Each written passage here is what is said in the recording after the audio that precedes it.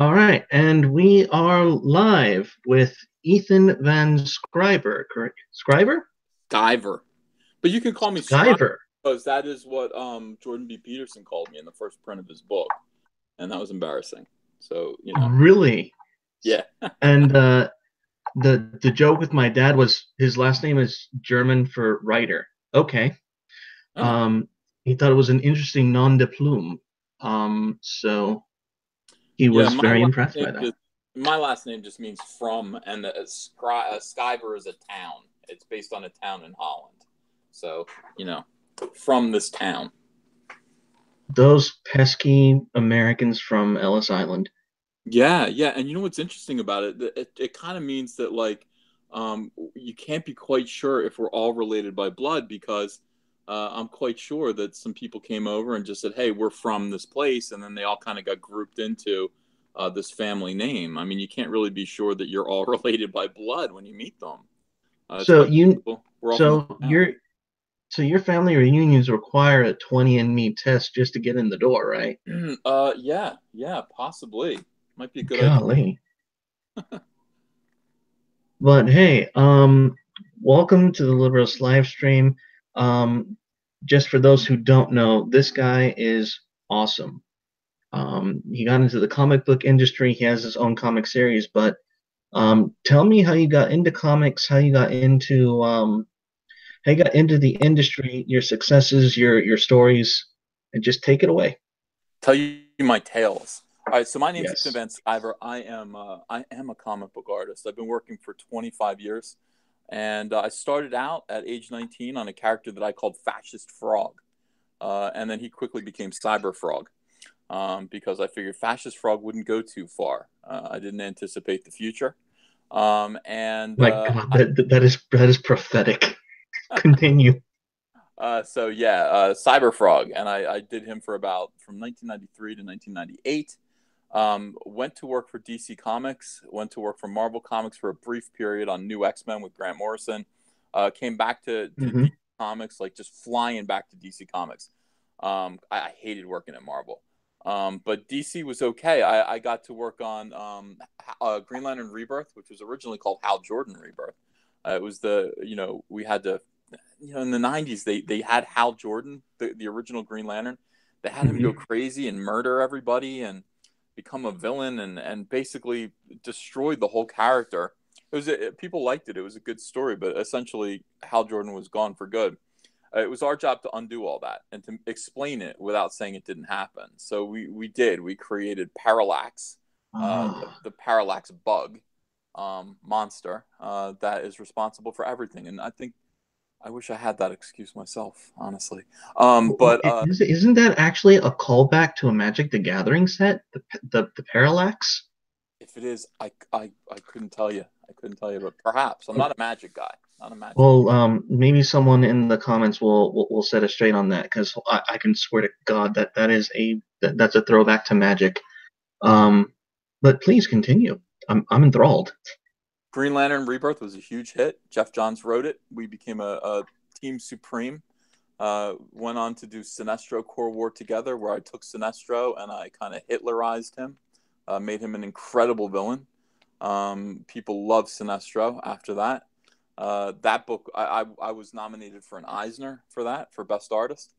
And then on to do Flash Rebirth, create Blackest Night, create the emotional spectrum with Jeff Johns, all of the symbols, all of the characters therein, Atrocitus, Larfleeze, Saint Walker, Indigo One, all of those characters. And then kind of burn out. Just kind of burn out and just do kind of one-off projects here and there for a little while until just recently when I decided to rededicate myself to my work and work towards Hal Jordan again. And they put me on a book called Hal Jordan and the Green Lantern Corps, which was great. I worked on it from the very first issue all the way to the end. All right, nice. And how did your departure from DC go? It was difficult. It was very complicated because things were changing, and things still are changing at DC Comics. I okay, listen, on November 9th, 2016, I was wearing a red hat on Twitter. That's who I am. And suddenly, I've never seen anything like it. Everybody knew I was a Republican, but they kind of just went, yeah, listen, he's the goofy kind of conservative that. But I mean, I had so much kind of clout because I've done so many big books, books that DC considers seminal. I mean, really like important comics under my Mhm. belt. I feel like I can do whatever I want. I still feel that way. And so I will wear a Trump hat. Of course I will. I love Trump. I love our president. Yeah, you might not. That's fine. I don't care. But He is the God Emperor. He saves. I cheered. I did a fist pump when he was elected, and every single milestone he's done ever since. yeah. Um, uh, he's going to win 2020. I don't know how that's going to be avoidable for the Democrats because they have nothing. Well, Um, I think you're right. I think you are right.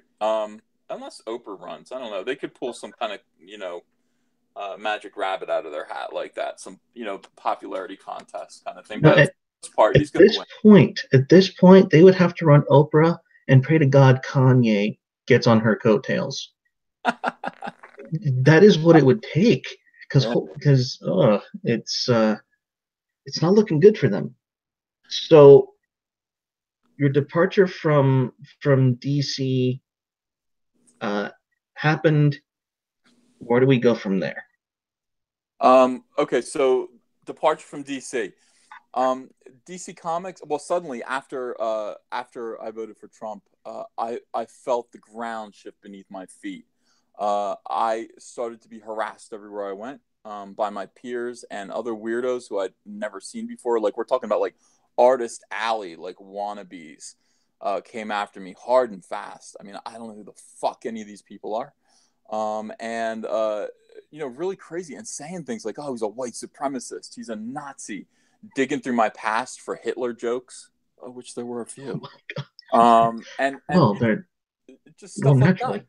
Yeah. So, basically, here's the thing: if you can make enough noise, you can scare enough people. You can. This is how the comic book industry works. It's full of weak people and far leftists, people who are scared, and people who like to push other people around. And that's what goes on right now. These SJWs have fully and completely infiltrated comics, and it's a shame. It's a real shame. So, So yeah. Oh, go ahead. but before we get into Cyberfrog, because I want to jump into that, because it's not only like a success story. It's actually it's great art. But before we get into that, how do we change the comic book industry? I was going to get into this later, but since we're already here, um, my question to you was, how do we either build or infiltrate or just network to the point to where, if not conservative artists, but at least what I would call carnal artists, people who may be on the liberal spectrum, but just still have their humanity intact, to start publishing content and congregating. Mm-hmm, mm-hmm. Uh, well, listen, it's up to us. We're doing that now. I mean, the thing about it is this, and this is reality. Either you are an SJW or you hate SJWs. And that's the truth. I mean, people can't stand these people. They can't stand SJWs. They feel pushed around by them. They feel bullied by SJWs. They feel coerced and cornered by them. And that's because nobody wants to be called names. Nobody wants to be called bigot. Nobody wants to be called Nazi. Nobody wants to be called homophobe. Nobody wants to be Well, called sexist, except for me. I do want to yes. be. I want to be Well, called. if you put on the red hat, you're just asking for it, right? Well, no, I don't want to be called all those things, but you can call me a sexist. It's probably true. There's Oh, some. oh, oh. Only the sexist. Okay, got it. Yeah, I that's fair. But nobody wants to be called these things. Nobody wants to be treated this way, and so they either shut their mouths, or they become one of them. They become a pod person, and that is indeed what's going on in comics right now. So, really, all you need to do to claim comics back is find a way to do a comic book, stand up and say, "I am not those people. I'm the other choice. I'm the opposite of those people." And as soon as you do that, you find your audience. And look at me. You find your audience right away because I am one of the only other options. I am one of the only other options. So look, this is a war. It's a culture war. This culture war is being fought on many fronts. It's being fought in comics. It's being fought in video games. It's being fought in movies, and it's being fought in Hollywood, and it's being fought in Star Wars. Did I say Star Wars already? It's being Yes, fought. yes, you did. I'm very proud of you. No, no, you didn't say it already, but you just said it just now, and thank you for bringing it up because the force has let me down. Yeah, Star Wars is a new cultural front for them. The SJWs have infiltrated Star Wars, and they're ruining it as they do. It's exactly what they do. I mean, look, here's the truth of the matter: if SJW comics sold real well, I'd be doing them. I'd be drawing them.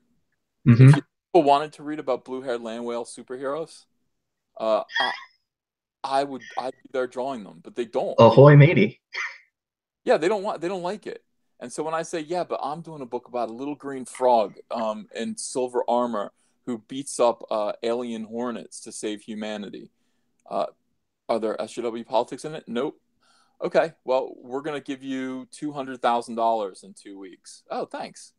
That's Yeah. nice. That's fair. That's a fair trade, and that's the money that's waiting there for people who actually stand up to social justice warriors and say, no, I've had enough of it. You guys are bullies. I don't believe in what you believe in, and even if I do, I don't like your tactics. And I'm Hmm. finding my crowd growing bigger and bigger. I mean, my side of the aisle right now is 61,000 people who listen to me on YouTube every day. And many of them say, I am a left winger. I voted for Hillary Clinton, but I am not an SJW.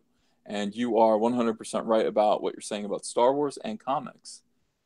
And let me buy a t shirt.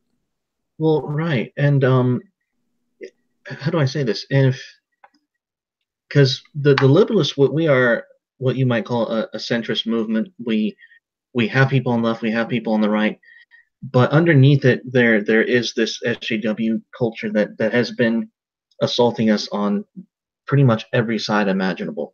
And my question to you was, if I were to find within the liberalists a group of content creators, where do I send them to have um, to have this level of success, or to not just success, but to have this um, to present themselves as an alternative? It takes bravery. There's no place to do that yet. I'm trying to build it. We are trying to build that now. We're trying to build a place where people can go, an alternate way, what I'm calling zero pipeline distribution. Here's the trouble. The Okay. trouble is that anyone who gets between me and my customers is a target. You can't target me any more than you already have. You can't really target my customers. They've already listened to your pitch and they've already decided against you. They want my product. What you can do is you can target anyone who is in between us. So if I were to, create to go through a publisher, if I were to go through a distributor of any kind, they would be on the receiving end of severe harassment. And why? Because I voted for Donald Trump. And they would be brought to tears. They would be humiliated. They'd be threatened. I mean, literally threatened, frightened Mhm. for their safety, until they finally told me, I can't do this. I can't help you. That's the state of comic books right now. That's the state of comic books. I mean, I say, let me just make that clear one more time. These are comic books. I mean, this isn't politics. I'm not running for president. I'm not running for mayor. Although if I was running for mayor, my Mhm. town would be much stronger militarily than it is right now. I would try to annex Mhm. Cherry Hill, New Jersey, and make it all part of Yes. my. Go to war, Yes. raise prices on milk. Uh, yeah, we'd probably go to war against Hoboken. That's, but anyway, those are just my other ideas. One study at a time, right? Yeah, one thing at a time. Let me conquer comics first. This isn't politics, it's comic books. We're just making little pamphlets for people to read for way too much money. I mean, we're trying to create the illusion, a fantastic illusion of escapism for people who are sick of SJWs or just sick of whatever they're going through in their lives. And people, And that's what's sad is their ideology is so toxic you're not allowed to escape it at mm-mm, all. it smothers you. It frightens you, it smothers you, and then it kills its host. So whatever they infiltrate, they will destroy. And I wish that weren't true. I wish I could say, well, the comics are going to be fine. They're not going to be fine. I wish I could say Star Wars was going to be fine. It's not going to be fine. No. It's not fine. Video games. We shouldn't be talking about whether or not it's okay for men to fantasize about rescuing a damsel in distress. Voluptuous women. That shouldn't be a conversation. It's a stupid conversation to have. Men have those fantasies. We think about rescuing women. We love damsels in distress. That is part of what makes us men. And if you don't like it, maybe this hobby isn't for you, or go play a different video game. Go make your own video games. But stop telling men. Stop coming into hobbies that are kind of based on male fantasy and trying to ruin it. So that's where we're at. I mean, I don't know. I feel like what we're doing now is creating this thing called zero pipeline distribution. We're getting everyone out of the way. I'm going to sell however many copies of Cyberfrog Blood Honey I'm going to sell, and I'm going to ship them straight. Right now, I've got 3,412 copies. I'm going to be busy for a month with my wife, packing these things up, shipping them out by hand, and getting them into the hands of the customers. Good news, the paycheck at the end of that is $200,000. Yeah. Bad news. Thank God. This is a lot of work. It's a lot of work. And the other bad news is, because of SJWs, the tremendous success of this book, where we are selling 3,400 so far. There's still 15 days left in this campaign. 3,400 copies at $25 each. Now, that is success that I don't get to share with retailers. These retailers who are going out of business, 51 stores went out of business last year. They continue to collapse while the comic book industry turns its head. And I can't help them. Hang on. Let me clarify something. The people who are being attacked by the SJWs in this equation are the comic book shops themselves. Not Marvel, not DC, not the big boys, the mom and pop shops. That's correct. They're the end result victims of all this. I'm a very talented boy. All right, like Prince said, I can go do this anywhere. I'm going to do it here. I'm going to do it for myself for a little while, but I can go do animation. I can do all number of video games. There will always be work for someone as good as I am. But you know what? There will not always be comic books that are sellable, that are saleable to people who are willing to make the drive. And it is a pain in the ass to get in the car and make sure you're there on Wednesday to buy new comic books. That is work. That is a lot to ask of people. It's a lot to ask of people in this day and age to get in your car, drive to a specialty shop, and buy comic books that you don't even like. It's too much to ask. So, what I'm offering instead is point and click, buy it now distribution, zero pipeline distribution. You like my frog? You pay me money. We ship it right to your house. You don't even have to get off your sofa. It'll be there in 2 days. Now, that's the future of comics, and we've seen it happen, and that's for people who still like paper comics. Obviously, digital is the other option, and that puts mom and pops out of business too. But we don't have a choice. We're not given a choice because people like me, who have sold millions of comic books and made DC Comics millions of dollars, are made uncomfortable, are threatened or harassed by SJWs in the comic book industry. And so am I punished at the end of the day? This is my punishment. When I'm looking at my Indiegogo right now, by the way, anyone who's listening, go check out Indiegogo, Cyberfrog Blood Honey, back it, get behind this, tell your friends. This is part of the culture war. Plus, it's a great comic book. I mean, I wouldn't try to sell you junk. I'm a pretty good comic book artist. I made sure to include your Twitter. As soon as we're done with this, as soon as we wrap it up, I'll add your Indiegogo to the description link. Absolutely. We'll send our people straight there. So holy cow. So what are the tactics that the SJWs use against these comic book shops that forces them to not shelve your product? Okay, so what we've caught them doing is we've caught them saying in these private chats, these maniacs have private Facebook rooms, and we've been given access. We've been given a sneak peek into some of them, and what we've caught them doing is saying, "I'm not going to carry jawbreakers. And by the way, any store that does, I'm going to drag the hell out of them on social media." Now, everyone else who sees that is going to go, well, I'm not going to carry it either. I'm not going to carry it either. So you got eight people, eight comic shops, and by the way, there aren't that many, saying I'm not going to carry this filthy, prejudiced, bigoted book. They start calling it names. They start calling the author names. And then what are you going to do? How many people are so brave that they're going to stand up on principle to make $50 in sales on a comic book? How many people? Well, Uh, hopefully the name of those people are called liberalists, and that's what we're hoping for, and that's what we're striving for. We're a movement based on principles. Um, that's that's what we do. So when I say that I have content creators willing to put themselves up at the front, if you need entrepreneurs, I can send those to.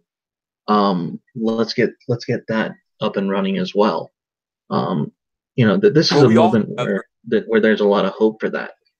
yeah, we all have to get together and we all have to, create a new platform for ourselves. And take comfort in the fact that the old platform is dying. I mean, it's dying right before our eyes. You can see the numbers. You see numbers shrinking. There just aren't people making a living at this anymore. There's the top 1%. Greg Capullo's doing fine. Scott Snyder's doing fine. Bendis is doing fine. Joe Schmo, who's working on a C-level Marvel book, ain't doing so hot. And royalties are gone. Page rates are plummeting. And nobody's buying these books anymore. And because the sales are bad, they start to hire more and more inferior talent. They can't afford me. I mean, because there's no book. There's no book that's selling enough right now. Not everyone can draw Batman. Everybody wants to, on a sinking ship, everyone's headed to the mast, that's rising in the air like the Titanic. Mm-hmm. And those people who are on the mast say, "What are you talking about? We're way high in the air." Yeah, the other, three quarters of the boat is underwater. But that is what we're looking at right now. And,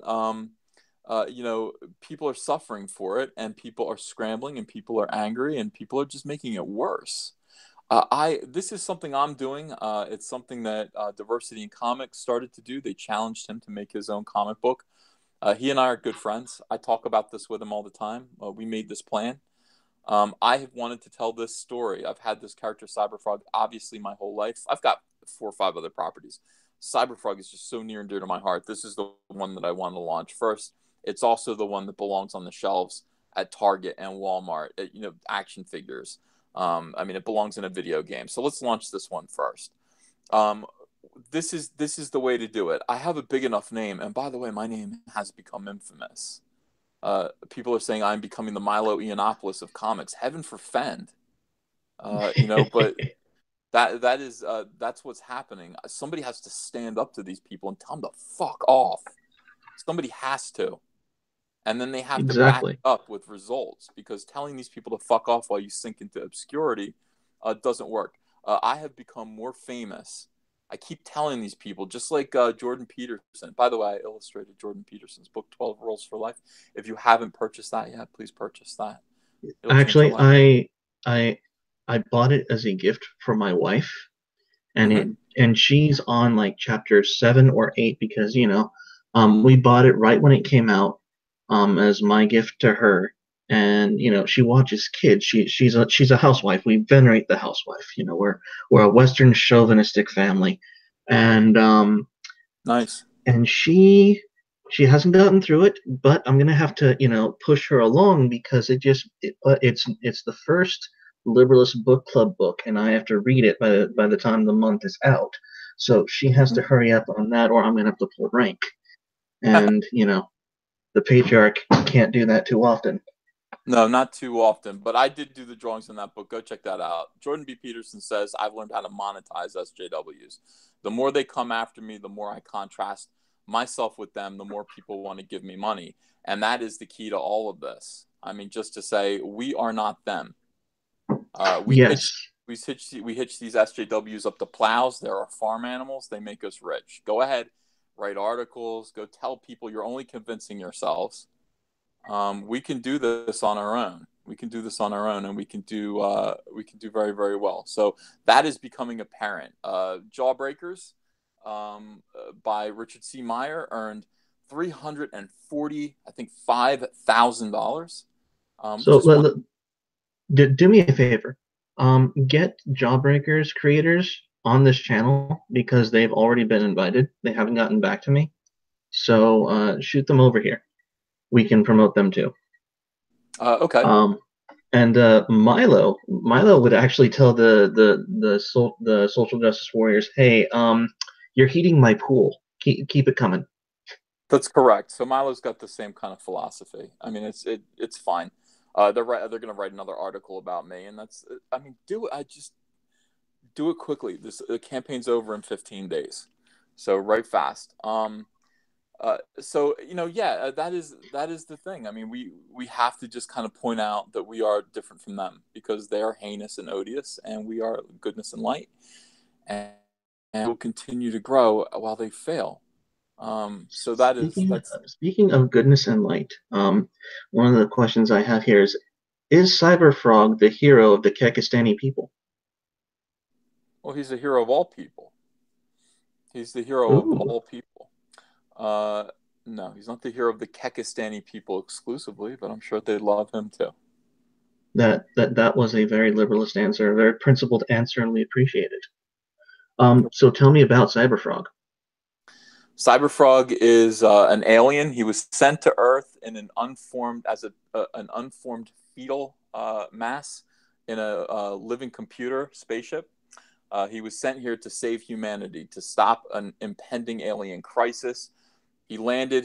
He was meant to come in contact with a human being, and this unformed fetal matter within the spacecraft was meant to absorb the qualities of a human being, the physical appearance and attributes of a human being, mixed with the living spacecraft. Like that was going to be his mother. The human being would have been the father, and he would have been an awesome knight in shining armor superhero. But the craft landed in a swamp somewhere, and the first creature that he came in contact with was a frog. So he's accidentally Cyberfrog instead of Cyberman, which is what he was meant to be.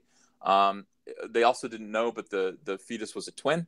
Cyberfrog left and didn't realize that the fetus came in contact with a salamander. So there's also a big, gigantic twin brother that he's got named Salamandroid, and they both serve two different purposes.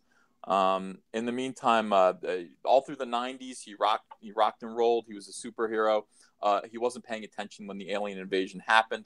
The Hornets came just as Bill Clinton was about to confess to having an affair with Monica Lewinsky. Right at that moment, the alien Hornets came and destroyed the human race, took down everything, and began to basically tetraform the United States by chewing up human skin and bone, turning it into paper, and creating giant hives.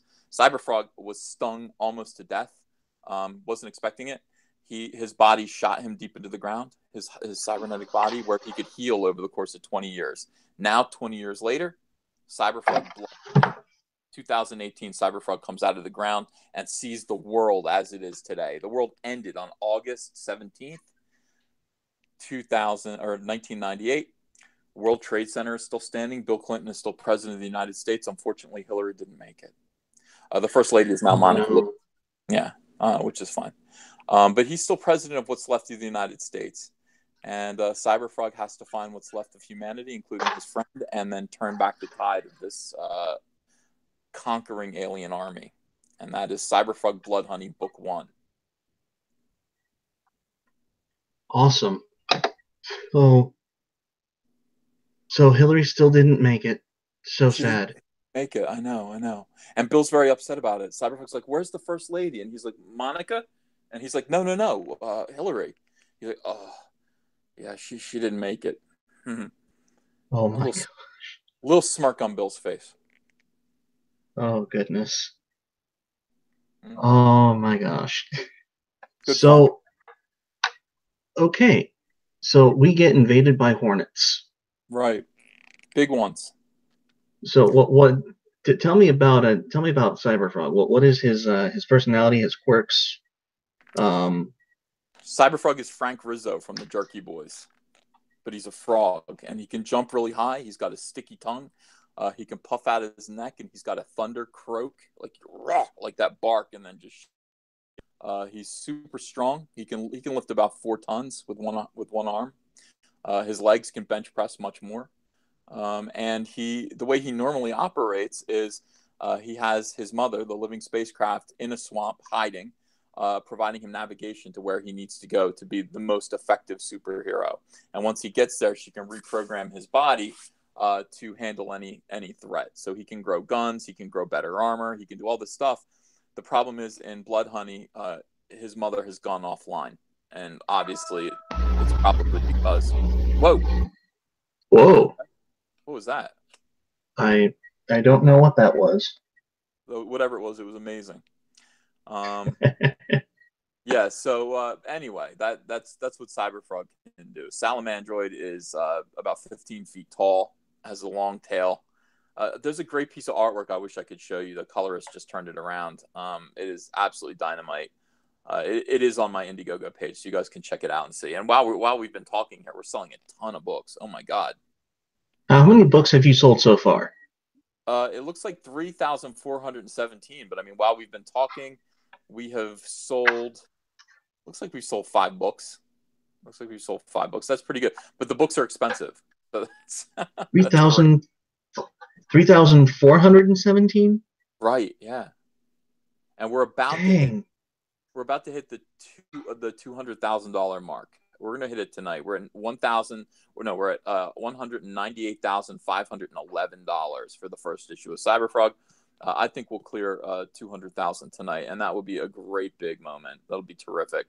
This is right now, currently, the biggest Indiegogo campaign of all time. So thanks, SJWs. Appreciate you. Okay, the biggest Indiegogo campaign is about a cartoon frog. He's not a cartoon, though. He's very real. He lives in the real world. He's a superhero. Oh. Yeah. It's not like the world is funny. It's not Waka Waka Waka. He's a legitimate character living in our reality, in our world. Golly. I'm still floored by it. It's clearly still 2018. So 2016 did happen. I am living in the proper timeline. You're in the best. And frogs have taken over. Frogs have taken over everything. They have. And it's because we got a plaguing swarm of flies the last season. The frogs are doing very well. My gosh. And not only that, but scientists discovered 98-million-year-old frogs in amber, which was fantastic. This is all perfectly timed. That story just came out on Drudge Report today. They found these frogs that are 98 million years old trapped in amber. I mean, it's kind of sad. I mean, it's bittersweet. You feel bad for them. They're trapped in amber. But on the other hand, look, frogs that are 98 million years old. That's pretty cool. And perfectly preserved. So I have to call you out on some dog whistling, you might call it. What is the planet that Cyberfrog is from? I haven't named it yet. It used to be named Aslonia, but then I realized that was from The Lion, the Witch, and the Wardrobe, and that's just like So you didn't do that on purpose? No, I just was. Wow. Yeah, it was an accident. It was just in my head, and I got to come up with the name for a planet. Aslonia sounds good. Duh, put it in there. I was in a meeting with Playmates Toys when they said, "You realize that's C.S. Lewis, right?" I was like, "What? Oh yeah, fuck, have to change that." Okay, because I seriously thought that was intentional when I read it, like back on the Cyberfrog origin story, because I did a little homework for this, and I was looking down at the line, like, that's C.S. Lewis. That we're clearly dog whistling to the Christian community. Power to you for that, but I was like, seriously. Maybe I'll just say it was intentional. Then it was absolutely intentional. If it was frog whistling to the Christian community, then I meant to do it. But no, in fact, the truth is I did not.